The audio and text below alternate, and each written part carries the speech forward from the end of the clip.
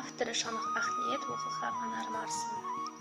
Денем тонып барады, мүмкін менің жаным шығар жаралы. Тамшы даусыз селт еткізіп жүректі, жаңбырлы күн мені ойға салады. Дала жаңбыр күркірейді аспаны, көрмей тұрмын бұл әлемнен басқаны. Жалғыз өзім қалғандаймын жаурап мен, ойға оралды өткен сезім дастан.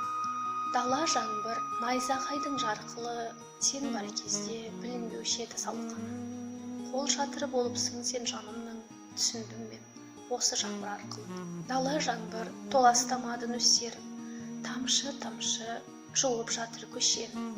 Тоқтаусыз бұл жаңбыр мені қинады, қашан мына қара бұлттар көшеді.